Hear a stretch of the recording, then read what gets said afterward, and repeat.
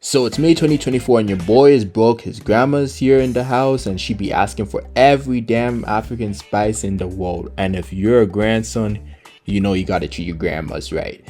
So as any ordinary African grandson would do, it was time to get a job. And now since I live literally 1 minute away, walking distance away from McDonald's, I figured it was time to apply there. And I was scared because I used to degrade McDonald's people, everyone around the whole thing. To degrade them with my whole life's purpose. And then I tried to apply 2 times and I got rejected to both. Probably because I was in school, but still, it hurt. So I came back for my third time, and you know what they say, the third time's a lucky charm, or whatever the heck that be. So yeah, but now school was over, it was time to make a bag, so I put up glazed the living heck out of myself like a dripping glazing donut. And that's what I had to do, and I got caught in. So like literally 40 minutes after the meeting, my boss Edgar called me saying that I can do orientation and whatever. I forgot how the whole thing went down, but I'm pretty sure that was it. Yeah, they wanted me to do orientation like the next day or the next 2, I forget which. It was a pain because I had no money and no car, which means I had to ask my mama bear for an Uber to get to the orientation because for some reason it's at a different McDonald's. Why? I have no idea, but it was a pain. Now the time for the first day finally appeared. So yeah, we get into the whole thing. So I think our leading GM or whatever, Nisa was basically supposed to teach me about like Team Live, which is the app that we all use to start doing stuff like team meetings, checking your shifts, call out vacations, all that. You all know that stuff. So yeah, I was praying to the Lord himself that let her not find my Angel Reese files, cause I was in a phase, bro. I was eating her cereal like non-stop. Every piece of allowance my mom gave me, I was in that cereal. I was eating it. So yeah, after all that adventures, thank God she didn't find my Angel Reese files. I was breathing heavily and I hadn't even started my shift. So what they do is they had me watch a bunch of tutorials, and it was pretty light, but it was long and stressful, and I hated having to do this after school. And one thing about Nisa is she kind of looked like a Zula from Avatar: The Last Airbender, and my gosh, as a kid I had the biggest crush on her. And as an adult watching Avatar for the first time, like actually watching the episodes and understanding what it was, man, this was gonna be a cringe fest. Now we have to go off what I actually started doing for work, and that was towel buckets. Let me know how y'all's McDonald's adventures went on your first time, if y'all worked in McDonald's or whatever. Like, let me just get some McDonald's comment section. Now next was fries, and it was time to become part of the meme. Put the fries in the bag. It was an experience I've always wanted, and now it was time to do it. So my 2 senseis for this was Shinda Rinda and my soon-to-be worked-down bestie, Busta Morgan Avalanche. Yeah, my bubble girl is savage. This is my first time rapping it. She might go drinking a little bit. Give her the call and she's straight up in it. Stand on her money and she might start throwing some... Man, moment's over. Okay, on with the video. So they showed me the big freezer storage room of death. And bro, was it cold in there. I thought I was cooked because I thought you had to pull the door to get out, not push the door. And you are supposed to push the door, so I was trying to pull, I was trying to do whatever the hell. I even called the McDonald's store. I said, yo, I'm kind of locked in. Can someone save me before I die? A virgin, a man who's never seen a paycheck in his life, and a man who could... Hey, Suki, where were you for the past 5 minutes? Shinda, I thought I was going to die, you know. It's okay. I show you how to do the fries. Bring the boxes. Okay, Shinda. I got you.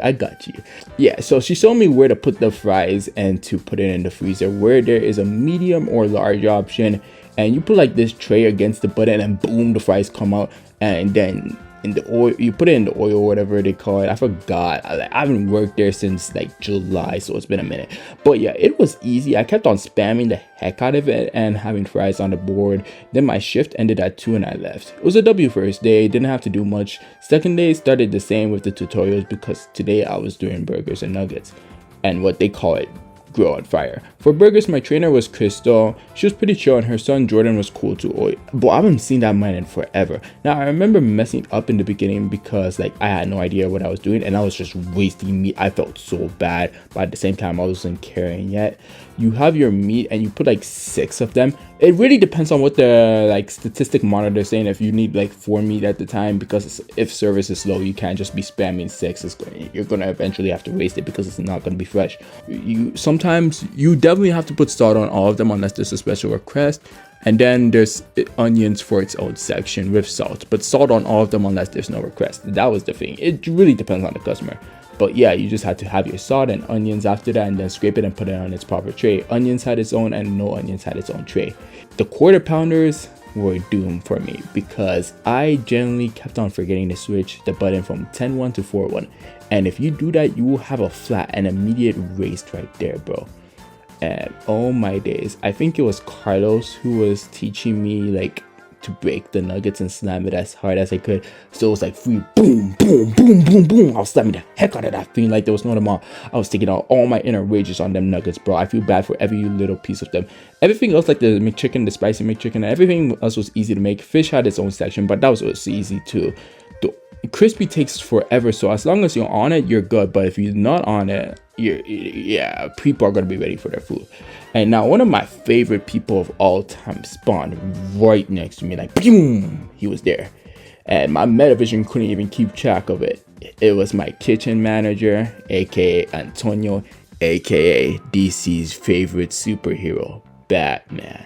The man caught me so off guard. I squealed like a girl cheering for Drake or one of them rappers, you know? Yeah, I was really shocked. My inner feminine side came out. He just came to tell me like how if I slam the nuggets down, they're gonna break or something, and they're gonna fly, and we don't want any unnecessary waste. He was just looking out for me in W-Mans.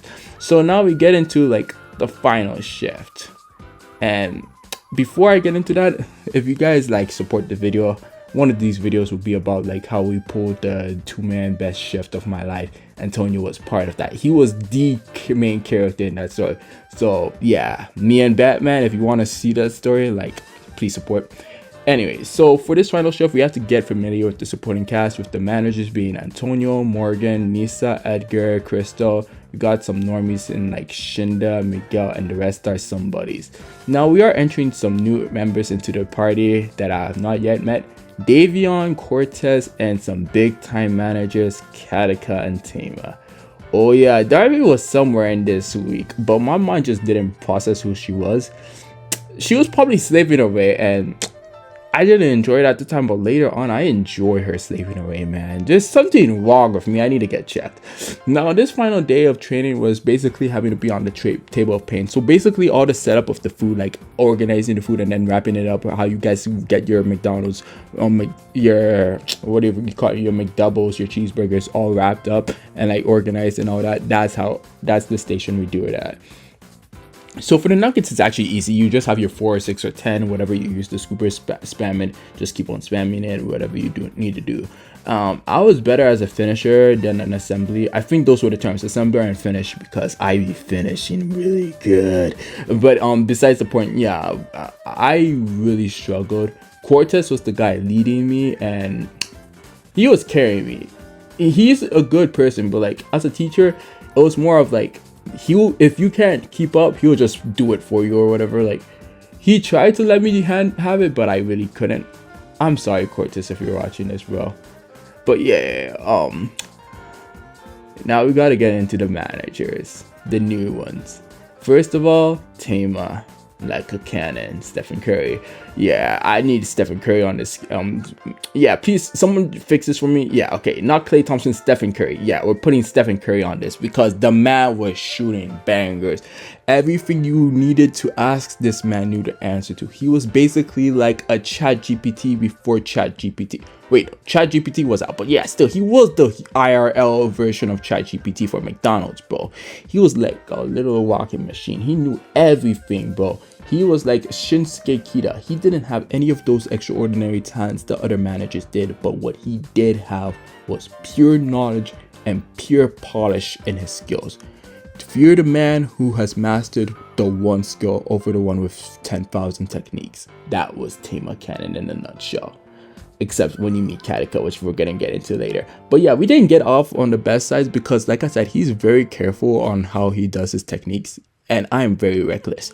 So when you mix those two characters together, you create chaos and bickering. While we did get cool later, in the beginning, it was like, in my head at least, I thought he didn't mess with my recklessness, and like no one would want to have to do that if you're like a neat freak. But yeah, it was hard, but we got there. Anyway, we had a good first shift. I kept on making mistakes, and I swore I was triggering this guy on something, bro. It was just bad. And now the rest of the day was going pretty chill. I was just on nuggets, or you got fryer. And you can, if we're gonna make blue locks at if we're gonna make some blue lock comparisons, you're gonna call me Zantetsu for this final hour or two. And Katika is Julian Loki with Urza's mindset, bro. Because when she spawned out of nowhere and says, "Hey, Tsuki, you're doing both." Wait till you mean do both. Grill and fire, same time. We ain't got no time to talk. Lock in now. Hold on, I feel say all man get for do one thing, no be two thing, no. You said you're adaptable in your interview. Show me what you got. Oh my bomba clot, in a Raza clot. She used me own words against me, no. So I did my best. It was mad hard because it was my first time doing both. So I was like a slow sloth just trying to survive. And communication is key. So when they saying something like nuggets is out, this is out, like no onions is out or something like that, it isn't like you're doing bad. It's more of like alerting you like, oh, okay, we need to lock in, this is out, we need to like refill it fast and stuff like that, especially in rush hours. So yeah, I at the time thought that meant Tsuki, you're doing bad, Tsuki, you're crap, Tsuki, you're trash, and all that. But nah, that's not what it meant. But at the time, I was just self-hating myself, and bro, it was just crashing down on me. And I was like, okay, there's one solution. I gotta knock myself out so I don't have to deal with this for the next hour before my shift ends. So I go for the knockout punch, and before I know it, I looked at her. She was in front of me, like, but far away. I'm right about to connect, and she's right there. Boom! I'm like, oh my Loki. How the heck did she do that? She is literally the fastest person there, and like man, she a try hard. This work doesn't pay her enough, man. Give her an extra $5 an hour, because the way she was moving after that, she basically told me to calm down. This is my first time doing it. She ain't expecting perfection. She just expecting me to hold down the fort. So all of a sudden, she starts doing ice cream, coffee, reading out orders, nuggets. Wait, she with Tama now? Oh my days. Wait, is she on the fries now? Wait, is she giving out orders? Is she in the back taking orders? Wait, how's she already back on the ice cream? Wait, I can't move. Wait, what the hell you mean she's already doing another set of ice cream? Now she on the coffee and hot chocolate. Oh my days. Is she giving out orders and reading orders? What the hell, bro? She did not do everything. Okay, Tsuki, move. Like, stop staring. I know this is your first time seeing me move like me, but calm down, get your groove, and work. So yeah, after that, I started locking in. Like, my body stopped freezing, and everything was good. Ended off the first shift ended off the first week pretty well. I was kind of depressed. I started crying like a little brat, and yeah, I started crying. I felt so bad. But she said, don't sweat it, you're good. She said she would like modify my recklessness into like a lethal weapon. I forgot what the words were, but that was pretty much the context. And she says everyone starts from scratch. And yeah, that's about it for my first week. This ran longer than I expected. That's not good. Hopefully you guys enjoyed this. And until the next video, which could be Freaky Files, Girls Night In, hosted by me, Files, my best shift or my worst shift. The poll should be out. Vote whichever poison you want to see next. And until the next video, as always, stay blessed. Tsuki out. Man, look at you. I mean, who wouldn't want to be you? I mean, you're me. I'm you. Excellence. Peak. Umdallah.